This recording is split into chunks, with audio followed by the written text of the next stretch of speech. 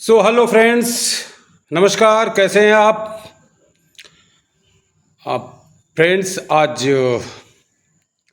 आपसे बात करेंगे कुछ नए विषय पे। तो हम अपने वीडियो में हर विषय को छूना चाहते हैं और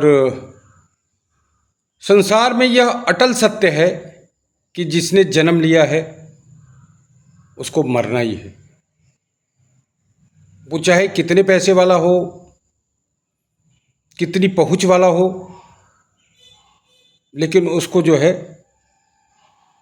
इस परम गति को यानी मृत्यु को प्राप्त होना ही है।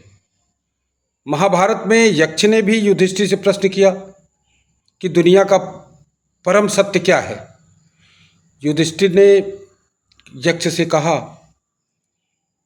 कि यह जानते हुए कि हमको एक दिन मृत्यु को प्राप्त होना है, उसके बाद भी तरह तरह के नैतिक अनैतिक कार्य करने की चेष्टा करते हैं, जबकि हम सबको मृत्यु को प्राप्त होना है। तो वैज्ञानिकों का ध्यान भी बहुत पहले से इस पे था और आज तो ये बहुत बड़ा बाजार बन गया है। इसी बाजार के बारे में हम चर्चा करेंगे। सदियों पहले मिस्र में जो राजा महाराज जब होते थे, उनके शरीर को मृत्यु के बाद मम्मी के रूप में रखा जाता था। कुछ रसायनों का प्रयोग करके लेप किया जाता था, कपड़े में लपेटा जाता था, इस उम्मीद पे कि कभी न कभी वो जिंदा होंगे।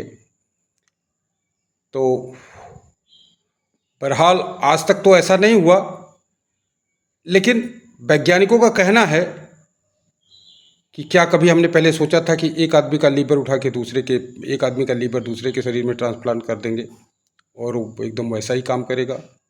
किडनी, आँख या और बहुत सारी चीज़ें, कहीं कहीं तो मतलब बंदर का भी कलेजा लगाया जा रहा है, पशुओं का भी, और आदमी अपनी सामान्य जीवन जी रहा है। तो वैज्ञानिकों का एक वर्ग, बहुत छोटा सा धड़ा, इस पक्ष में है कि ये चमत्कार एक न एक दिन होगा और ये आज के डेट में बहुत बड़ा बाजार बन गया है। और 1900 मैं आपसे बात करूं तो इसको जो है क्रायोनिक लैब के माध्यम से काम हो रहा है। और जो है अगर आप 1,70,00,000 रुपए खर्च करते हैं तो आप भी भविष्य में ये सोच के कि आप पुनर्जीवित हो जाएंगे। भाई, जब दुनिया में लोग होंगे तो आप भी हो जाएंगे। और एक कंपनी बाकायदा इसका रजिस्ट्रेशन कर रही है और लोगों को रख रही है। 500 लोगों ने 500 मृत शरीर को रखा गया है इसमें क्रायोनिक लैब में। अब आपको बताऊं कि क्रायोनिक लैब होता क्या है।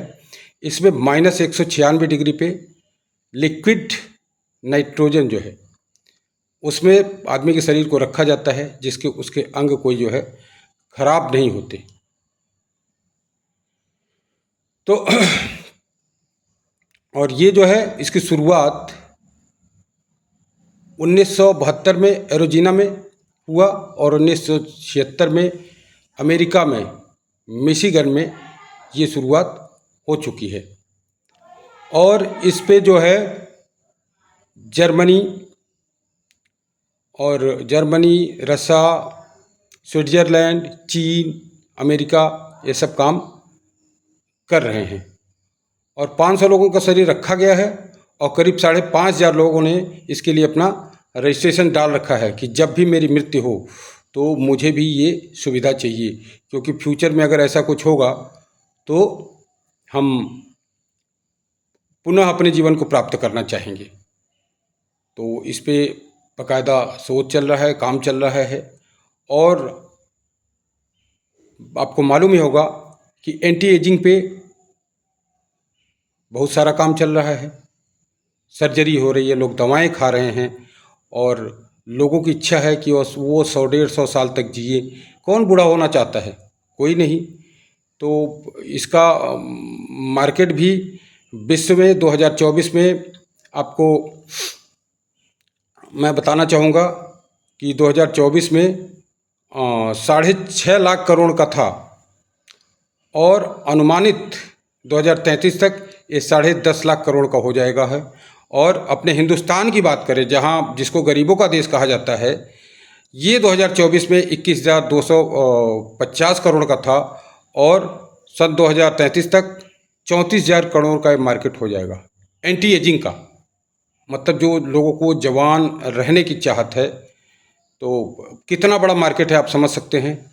और जो क्रायोनिक्स टेक्नोलॉजी है, इसमें 2024 में जो है 1700 करोड़ का मार्केट था और 2033 तक ये 4400 करोड़ का मार्केट हो जाएगा।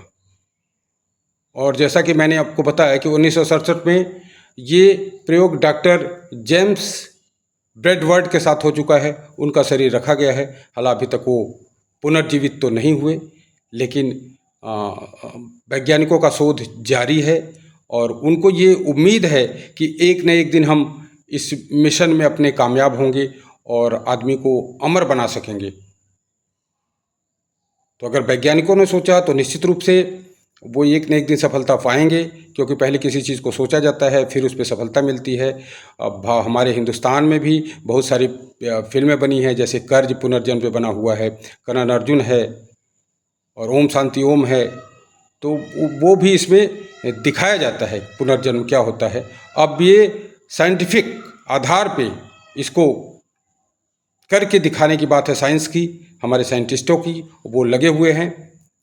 तो देखिए सफलता कब तक मिलती है। हालांकि एक बड़े वर्ग के वैज्ञानिकों का कहना है कि ये असंभव है, लेकिन कुछ लोग इसको कह रहे हैं कि नहीं, ये बिल्कुल संभव है। जब आदमी का जो आर्गन जो है, एक आदमी का आर्गन दूसरे के शरीर में जाके काम कर सकता है, तो ये भी हो सकता है। बहरहाल ये आगे का विषय है कि आगे क्या होता है, फ्यूचर में क्या होता है, वो जानते हैं, देखते हैं। लेकिन इस पर बहुत तेज़ी से काम चल रहा है, एक प्रकार का ये व्यवसाय बन गया है। धन्यवाद, आज के लिए इतना ही।